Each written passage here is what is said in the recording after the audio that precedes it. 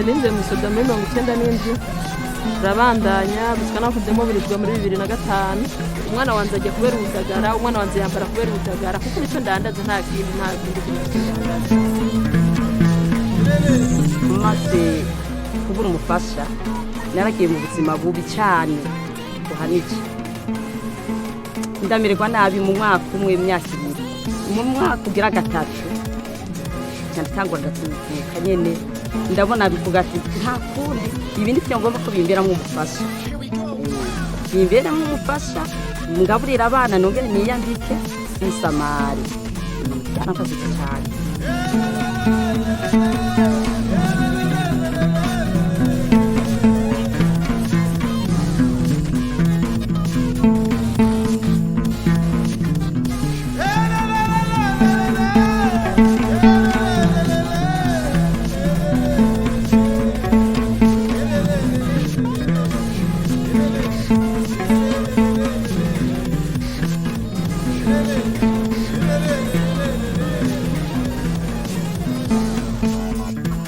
Fisheries play an important part in the economic and social life of people in Burundi.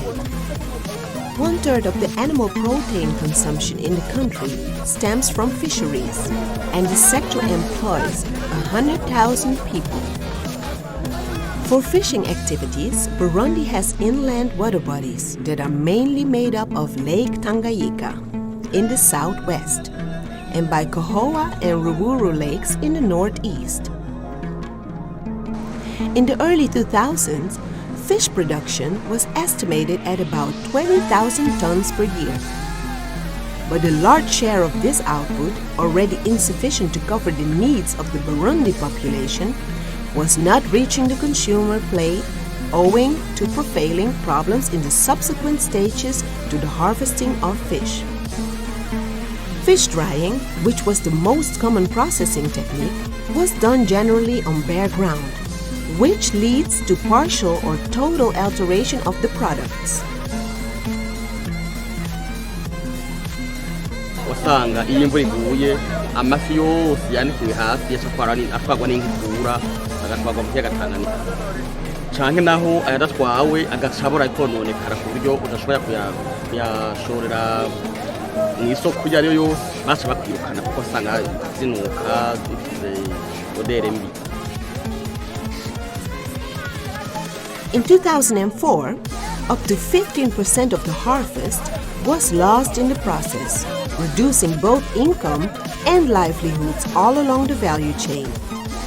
Women, making up an important majority of the actors, were the most affected. They worked hard for a meager income. Twarahomba cyane imvura iguye igisanze hafi umufurege wacu zitwara zigatwagwa.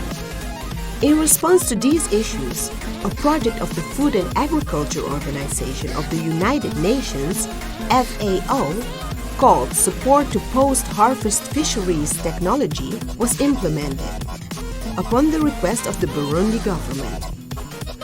The project targeted the staff of the Post-Harvest Unit of the Directorate of Water, Fisheries and Agriculture, as well as the fish operators, fishermen, processors and fishmongers, be they retailers or wholesalers.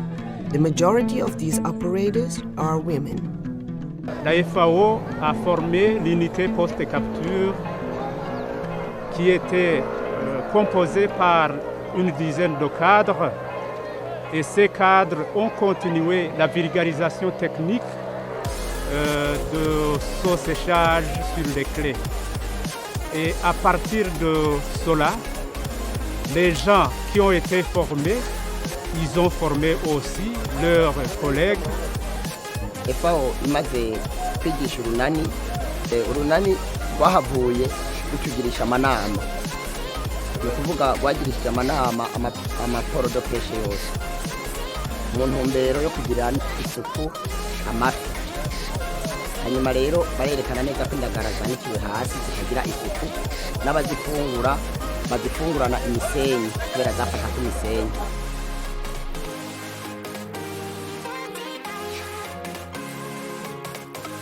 Mavugo, a fishing village located in the south on the shore of Lake Tanganyika, was chosen as the pilot site of the project, where a demonstration platform for improved technologies has been constructed. Practical sessions have been held on this site, which is also provided with various equipments.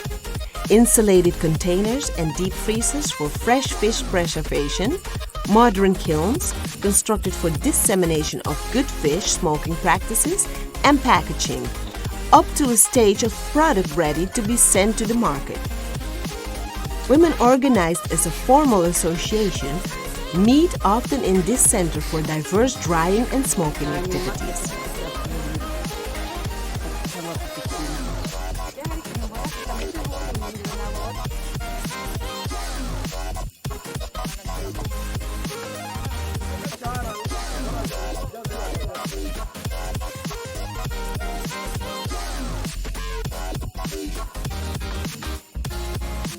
As a result of the intervention of the project Support to Post-Harvest Fisheries Technology, the beneficiary fishing communities have adopted the improved fish processing techniques.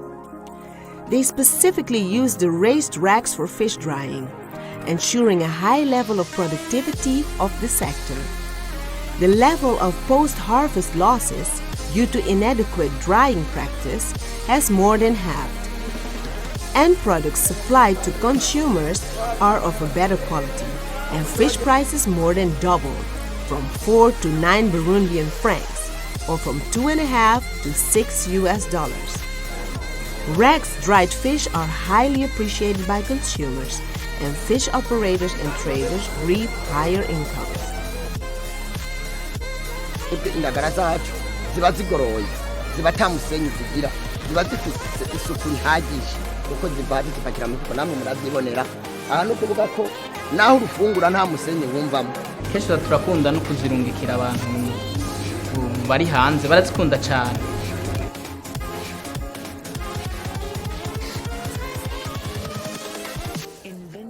Women, who are a majority of fish operators in Burundi, have seen their productivity and income increase considerably.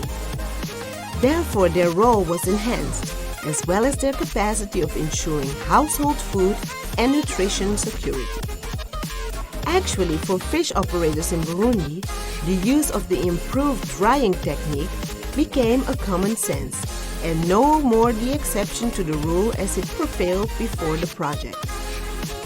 Currently, it's scarce to see people who still dry fish on the sand. Even fish processors who cannot afford the metal racks use racks but made with cheaper materials, for example wooden or nets of different mesh sizes.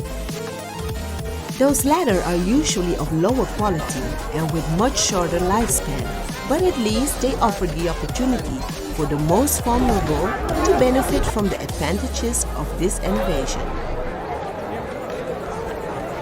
Naboneye ku bantu b'amashyirahamwe bari mu mashyirahamwe tangura kubona ko ari byiza kwanikira ku buyungiro imboga zitafata ubucafu. Nanjye numva ndabikunze, rero aho nagenda gucururiza hose narondera ahantu hari ubuyungiro. Ubwo rero kubera abantu urabona nitungana nta mitahe benshi dufise, ducatura natwe titwokoresha ibintu by'ibifiriyuni nivyo byiga mubona nta bucafu bifise, ducatura ko twobyanikira ko nabi kugira tugwanye bwa bucafu bwo hasi twakuye. Mu misi ya mbere hari abanyagihugu batabyumva, babona ko umengo bagomba abanyagwe amaparcelle, ariko mu nyuma barabonye neza ko ari iterambere ry'abanyagihugu, kuko murabona nka kwitanganyika nta kubaka inzu upangisha uhashyira utukiyungira, yaba uduhutu duhera aha twabonetse baguha kashi ugasumira nawe umuryango, kandi ugasanga upangishije amahera menshi kandi ahantu hatubatse.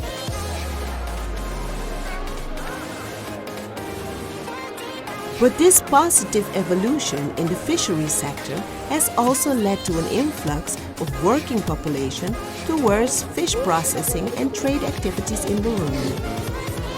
The number of jobs directly related to the sector has increased from 500 in 2004 to approximately 2,000 in 2013. Many ex-combatants like Palausi have found their way to reintegrate this society by choosing fish drying activities.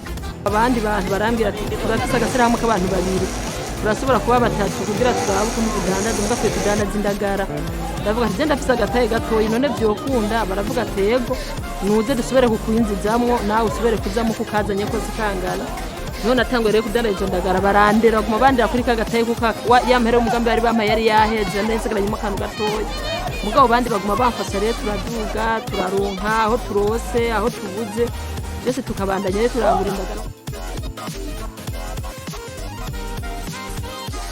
Nowadays, drying fish on raised racks has become a common practice in all fishing ports in Burundi. Be it in Rumonge, Muguruka, Kizuka, Kagongo, Karonda, Magara, Gitaza, Kayaga, Gifurutsi, or else. The improved drying techniques quickly spread out thanks to the investment from fish operators themselves, who noticed the benefits and decided to share this experience with their peers. Also, further initiatives launched by development agencies, inspired from the achievements of the FAO project, fueled the expansion of this practice. Yvette Diayewadi, fishery industry officer, who was technically backstopping the project, recalls briefly the institutional setting that contributed to this positive impact. The sustainable management mechanism that was put in place and recommended at the end of the TCP. And this mechanism was fully adopted by all the stakeholders. It was actually applied. So this mechanism gave a certain status to the center of Mvugo.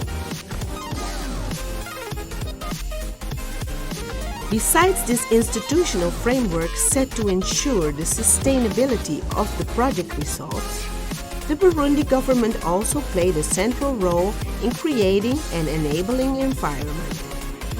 Indeed, it has shown its political commitment in addressing food security issues by promoting responsible governance of land tenure and by facilitating land access to fish operators for them to install their racks. Normalement, c'est le gouvernement par le biais du ministère de l'eau, de l'environnement, de l'aménagement du territoire et de l'urbanisme qui gère les terres et octroie le terrain aux pêcheurs qui le demandent, à condition qu'ils soient organisés et intégrés dans la Fédération des pêcheurs.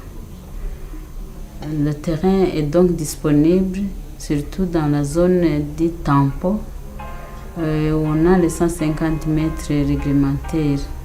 C'est là où peuvent se pratiquer les activités de pêche respectueuses de l'environnement. Donc, si les pêcheurs le demandent, par le biais de la fédération, parce que c'est la fédération des pêcheurs qui est reconnue par l'administration locale et par le ministère de l'Agriculture, les pêcheurs, s'ils le demandent, ils ont facilement le terrain.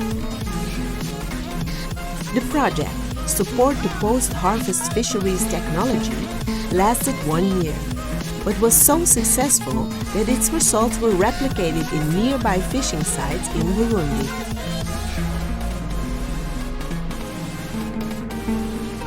It was decided to make a film to help share the impact and inspire further replication. This technical cooperation program should serve as an example of good practice for ongoing and upcoming FAO or other development agency projects, be it in Burundi or elsewhere. This project has unquestionably contributed to improving individual and family well-being of fish operators in Burundi. But this evolution has at the same time highlighted some issues that should be addressed in order to fully and sustainably reduce fish post-harvest losses, as well as the vulnerability of disadvantaged communities. These aspects are related to the unequal access to and control over the wrecks between powerful owners and smaller fish operators who do not have the appropriate capacity to go through the administrative procedures to own a piece of land to establish raised racks or have limited access to the necessary productive resources. Many of those are still women. Another challenge of the current era concerns the impact of climatic vagaries on the natural drying. A very difficult, if not impossible, process to undertake during rainy season and on cloudy days.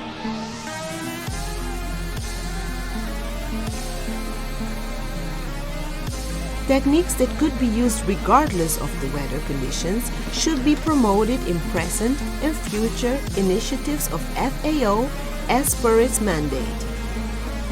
Among these techniques, one could mention the introduction of value-added products and the promotion of use of renewable energies.